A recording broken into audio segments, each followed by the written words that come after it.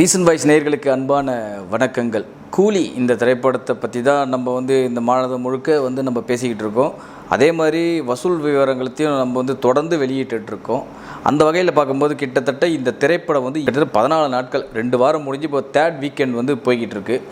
பெரும்பாலான திரையரங்கள் பெருசாக எங்கேயுமே இன்னும் எடுக்கலை படத்தை. உங்கள் எல்லாருமே தெரியும், 2 வாரம் வரைக்கும் ஓடிருக்கு. இப்போ இன்றைக்கி தான் பார்த்திங்கன்னா ஒரு சில திரையரங்கள் மட்டும்தான் தமிழகத்தில் புது ரிலீஸை போட்டிருக்காங்க. ஏன்னா 2 வாரம் முடிஞ்சிச்சு. 2 வாரத்துக்கு பிறகும் பல பிசி சென்டரில் ஓடுமான்னு கேட்டால் நிச்சயமாக அது கேள்வி கேட்குது. மல்டிப்ளெக்ஸ் பெரும்பாலும் ஓடிக்கிட்டே தான் இருக்கும். ஸோ 2 வாரங்கள் முடிந்த நிலையில் இந்த திரைப்படம் என்ன கலெக்ட் ஆகிருக்கு அப்படின்ற ஒரு டேட்டா ஃபுல்லாக நம்ம எடுத்திருக்கோம். நம்ம அதேமாதிரி தொடர்ந்து நம்ம தான் வீடியோ வாயிலாக பல விஷயங்களை கூலி திரைப்படத்தை பற்றி நம்ம சொல்லிகிட்டே வந்தோம். ஸோ இன்னும் சொல்லப்போனால் சன் பிக்சர்ஸ் நிறுவனம் கூட அதிகாரப்பூர்வமான அவங்க அறிவிக்க கூட இல்லை. ஏன்னா அவங்க 4 நாளோடு நிறுத்திட்டாங்க. அதுக்கப்புறம் அவங்க வெளியே இல்லை.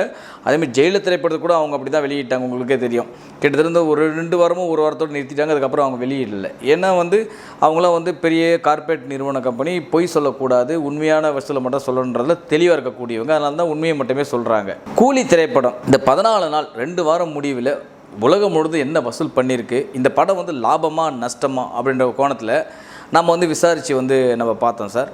உண்மையை சொல்லப்போனால் இந்த திரைப்படம் தமிழ்நாட்டில் மட்டும் இந்த 14 நாட்கள் கிட்டத்தட்ட 2 வாரங்கள் முடிவில் 180 கோடியிலிருந்து ஒரு 185 கோடி ரூபாய் வரை இந்த திரைப்படம் வசூல் செய்திருக்கு அப்படின்றது தான் உண்மையான செய்தி.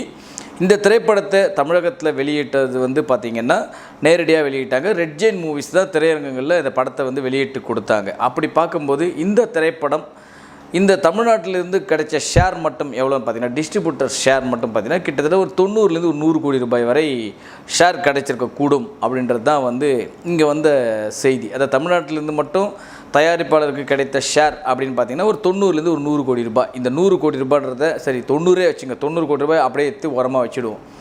அடுத்தது பார்த்திங்கன்னா கேரளாவில் இந்த படத்தை ஆல்ரெடி விற்றுட்டாங்க. இந்த படம் கேரளாவில் கிட்டத்தட்ட 35 கோடி ரூபாய் வரை இதுவரை வசூல் செய்திருக்கு. இந்த திரைப்படம் கேரளாவில் விநியோகஸ்தர் வாங்கிய விலை, பிரிண்ட் அண்ட் பப்ளிசிட்டி எல்லாமே சேர்த்து கிட்டத்தட்ட 18 கோடி. அதாவது தமிழ் படங்கள்லேயே அதிக விலை கொடுத்து வாங்கிய ஒரே திரைப்படம், முதல் திரைப்படம் இந்த திரைப்படம். ஸோ கிட்டத்தட்ட 15 கோடிக்கு மேலே தாண்டி வாங்கிய ஒரே திரைப்படமே இந்த திரைப்படம் தான். இந்த திரைப்படம் கிட்டத்தட்ட 18 கோடி. கேரளாவுடைய மொத்த கலெக்ஷன் 35 கோடி. கிட்டத்தட்ட இந்த திரைப்படம் பிரேக் ஈவனை தாண்டி ஒரு படி மேலே லாபத்தை கொடுத்துருக்கு அப்படின்னு சொல்லலாம் கேரளாவில். அடுத்தது பார்த்தோம்னா நம்ம ஆந்திரா மற்றும் தெலுங்கானாவில் இந்த திரைப்படம் கிட்டத்தட்ட 38 கோடி ரூபாய்க்கு இந்த திரைப்படத்தை பிரிண்ட் அண்ட் பப்ளிசிட்டியோட சேர்த்து விலைக்கு பேசியிருந்தாங்க, வாங்கியிருக்காங்க. இந்த கூலி திரைப்படம் கிட்டத்தட்ட ஆந்திரா மற்றும் தெலுங்கானாவில் மட்டும் கிட்டத்தட்ட 65 கோடி ரூபாய்க்கு மேலே வசூலாகிருக்கு இந்த 14 நாட்களில் நான் சொல்கிறது. அப்படி பார்க்கும்போது இந்த திரைப்படம் ஆந்திரா மற்றும் தெலுங்கானாவில் இந்த திரைப்படம் பிரேக் ஈவன் பண்ணியிருக்கு அப்படின்றது மட்டும் தெளிவாகிடுச்சு. இன்னும் சொல்லப்போனால் மேற்கொண்டு ஒரு 10 ரூபாய் 20 ரூபாய் ஒவ்வொரு ஏரியாவிலையும் கிடச்சிருக்கோம் அப்படின்றது தான் வந்த செய்தி. ஏன்னா ஒட்டுமொத்த ஏபி மற்றும் தெலுங்கானாவுடைய ரைட்ஸே பார்த்திங்கன்னா 38 கோடி தான். அந்த வகையில் பார்க்கும்போது ஆந்திரா மற்றும் தெலுங்கானாவில் இந்த படம் லாபகரமான படமாக அமைந்திருக்கு. அதுக்கு அடுத்தது பார்த்திங்கன்னா கர்நாடகாவில் மட்டும் இந்த திரைப்படம் கிட்டத்தட்ட 45 கோடி ரூபாய் வரை இதுவரை வசூல் பண்ணியிருக்கதாக ஒரு செய்தி. இது பார்த்திங்கன்னா கர்நாடகாவிலேயே ஹையஸ்ட் கிராஸரில் ஒரு 2வது கிராஸரும் 3வது கிராஸரும் சொல்கிறாங்க தமிழ் படத்தோடைய வரிசையில். அதே மாதிரி கன்னட டப்பிங், அதாவது அந்த மொழி பதிப்பிலே வெளியிட்டு ரிலீஸ் பண்ணதில் கூலி திரைப்படம் தான் அதிக வசூல் அப்படின்ற மாதிரியும் அங்கேருந்து வந்த செய்திகள். கர்நாடகா ரைட்ஸ் மட்டும் கிட்டத்தட்ட பார்த்திங்கன்னா கிட்டத்தட்ட 20 கோடிக்கு இந்த படத்தை வாங்கியிருந்தாங்க, பிரிண்ட் அண்ட் பப்ளிசிட்டி எல்லாமே சேர்த்து. இந்த திரைப்படம் கர்நாடகாவில் ஆல்ரெடி ப்ராஃபிட் ஜோனில் இடம் பெற்றிருக்கு அப்படின்றது மட்டும் எந்த விதமான சந்தேகமும் இல்லை. அடுத்தது பார்த்திங்கன்னா நம்ம ரெஸ்ட் ஆஃப் இந்தியா, அதாவது இந்த 4 மாநிலங்களை தவிர்த்து, இப்போது 5 மாநிலங்களை தவிர்த்து அதர் மாநிலங்கள், பாலிவுட்டு, அப்புறம் பார்த்திங்கன்னா மதர் ஸ்டேட்கள், இங்கே எல்லாமே பார்த்திங்கன்னா இந்த திரைப்படம் தமிழ், தெலுங்கு, ஹிந்தி என்ற 3 பதிப்புகளில் இந்த படம் ரிலீஸ் ஆகியிருக்கு. அந்த வகையில் பார்க்கும்போது பார்த்திங்கன்னா இந்த திரைப்படம் கிட்டத்தட்ட அங்கே 45 கோடியை கிராஸ் பண்ணியிருக்கு. அதாவது நான் சொல்கிறது 3 மொழிகளும் சேர்த்து, ஹிந்தி, தமிழ், தெலுங்கு இந்த 3 பதிப்புகளும் சேர்த்து 45 கோடியை கிராஸ் பண்ணியிருக்கு. அது வேறு இல்லாமல் ஹிந்தி பதிப்பில் மட்டும் இந்த திரைப்படம் சுமார் 38 கோடி ரூபாய் வரை ஹிந்தி மொழி பதிப்பு மட்டும் வசூல் பண்ணியிருக்கு அப்படின்றது செய்தி. மொத்தத்தில் ரெஸ்ட் ஆஃப் இந்தியாவில் மட்டும் இந்த திரைப்படம் 45 கோடியை கடந்துள்ளது அப்படின்றது தான் அங்கே வந்த செய்திகள். சரி, இதெல்லாம் தாண்டி ஓவர்சீஸ் ஆல்ரெடி 20 மில்லியனை இந்த திரைப்படம் கிராஸ் பண்ணியிருக்கு. அதாவது $20 மில்லியன் கூலி திரைப்படம் வந்து 2 வாரங்களில் கிராஸ் பண்ணியிருக்கு. மொத்தமாக விசாரித்து பார்க்கும்போது என்னதாங்க இந்தியன் ரூபாவுடைய கணக்கு என்னதாங்க இந்த திரைப்படம் வந்து வசூலாயிருக்கு அப்படின்னு கேட்டோம்னா, கிட்டத்தட்ட 183 ஒரு 190 கோடி ரூபாய் வரை வெளிநாடுகளிலிருந்து மட்டுமே இந்த திரைப்படம் வந்து வசூலாகிருக்கு.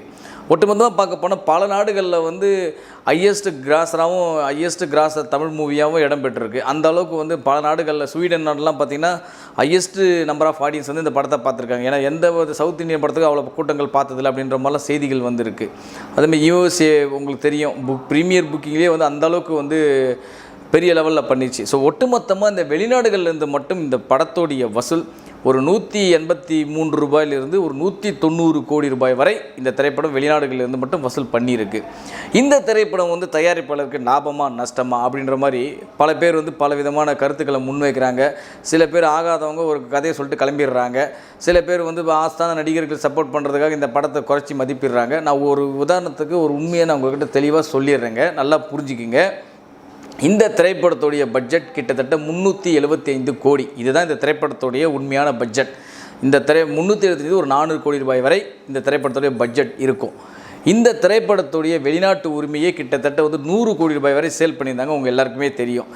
வெளிநாட்டு உரிமை மட்டுமே 100 கோடி. கேரளா ரைட்ஸ் ஒரு 18, கர்நாடகா ரைட்ஸ் ஒரு 20, இது ஒரு 38, அது ஒரு வெளிநாடு ஒரு 100, 138.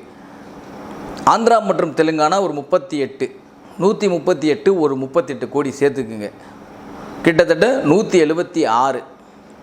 ரெஸ்ட் ஆஃப் இந்தியா ஒரு 20, 176 ஒரு 20, 196. ஓடிடி ரைட்ஸ் கிட்டத்தட்ட 110 கோடி, இதோட 300. டெலிவிஷன் ரைட்ஸ் டைரெக்டாக எனக்கு தெரிஞ்சு சன் டிவியில் போகிறதுனால குறைந்தபட்சம் அவங்க வந்து ஒரு 50 கோடி ரூபாயாச்சும் ஒரு லாபத்தை பார்ப்பாங்க அட்வர்டைஸ்மெண்ட் மூலமாக. ஆல்ரெடி ஒரு 300, இது ஒரு 50, 350. தமிழ்நாடு தேட்ரிக்கல்லிருந்து வந்த ஷேர் ஒரு 90. நான் முதல்ல உங்களுக்கு ஆரம்பத்திலே சொன்ன 90 கோடி அப்படி ஓரமாக வீங்கிட்டு ஒரு 350 ஒரு 90 கணக்கு பண்ணி பாருங்கள். ஒரு 10 கோடி கமிஷன் கூட விட்டுருங்க, 80, 350 ஒரு 80 போட்டிங்கன்னா 430 கோடி. இந்த படத்தோடைய பட்ஜெட் என்ன உங்ககிட்ட சொன்னேன்னு தெரியும், 375 கோடி. ஆனால் இவங்களுக்கு வந்த காசு 430 கோடி. இது வேறு இல்லாமல் ஆடியோ ரைட்ஸ் ஒரு 25 கோடிக்கு விற்றுருக்காங்க. ஸோ ஒட்டு மொத்தமாக பார்க்கும்போது என்ன கணக்கு வருது பாருங்கள். இந்த படத்தோடைய பட்ஜெட் 400 கோடியாக இருந்தால் கூட ஆனால் இவங்களுக்கு வந்த காஸ்ட்டு 450 கோடிக்கு மேலே. இதுதான் வந்து ஒரிஜினலாக இந்த படத்தோடைய வசூல் விவரம். அப்போது இந்த திரைப்படம் வாங்கியவர்களுக்கும் சரி, விநியோகம் பண்ணவங்களுக்கும் சரி, படத்தை தயாரித்தவங்களுக்கும் சரி லாபகரமான படமாக அமைந்திருக்கு. ஆனால் இங்கே பல பேர் வந்து பல விதமான கோணங்களில் வந்து இந்த படம் தோல்வி, இந்த படம் வந்து அதுக்கப்புறம் அப்டேட் கொடுக்கல, சன் நிறுவனம் வந்து அதுக்கப்புறம் அப்டேஷனே கொடுக்கல, படம் ஃப்ளாப் ஆனதுனால அவங்க ஊற்றி மூட்டு போயிட்டாங்க அப்படின்ற மாதிரிலாம் பல பேர் பல கருத்துக்களை முன்வைக்கிறாங்க. இதெல்லாம் ஒன்றுமே இல்லை. நான் உங்களுக்கு எக்ஸாக்ட் ஃபிகரை, என்ன டேர்ம்ஸ் அண்ட் கண்டிஷனில் விற்றாங்க, எந்த அளவுக்கு லாபம் கொடுத்துருக்கு, இவங்களுடைய பட்ஜெட் என்ன அப்படின்றத தெளிவுபடுத்தி உங்ககிட்ட எக்ஸ்பிளைன் பண்ணி சொல்லிட்டேன்.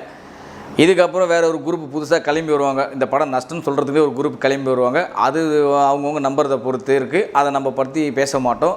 முக்கியமான ஒரே விஷயம் என்னென்னா, இந்த திரைப்படம் 375 கோடி ஒரு 400 கோடி ரூபாய் பட்ஜெட்டில் உருவான திரைப்படம். ஆனால் இவங்களுக்கு தயாரிப்பு நிறுவனத்துக்கு கிடைச்ச அமௌண்ட் ஒரு 450 ஒரு 460 கோடி இருக்கும் அப்படின்றது தான். கிட்டத்தட்ட ஒரு 50 ஒரு 60 கோடி லாபத்தில் ஒட்டுமொத்தமாக இந்த திரைப்படம் 375 கோடியிலிருந்து 400 கோடி ரூபாய் வரை பட்ஜெட்டில் உருவான இந்த திரைப்படம் கிட்டத்தட்ட அவங்களுக்கு ஒரு 50 60 கோடி ரூபாய் லாபத்துக்கு மேலே ஈட்டி தந்துள்ளது அப்படின்றது தான் உண்மையான செய்தி. இதை நான் வந்து பெருமைப்படுத்துக்கோ இந்த படத்தை பற்றி பூஸ்டப் பண்ணுறதுக்கோ இல்லை. நீங்கள் எந்த தயாரிப்பாளர், எந்த டிஸ்ட்ரிபியூட்டர்ஸ், எந்த திரையரங்க உரிமையாளர்களாலும் தமிழ்நாட்டில் நீங்கள் விசாரிச்சிக்கலாம்.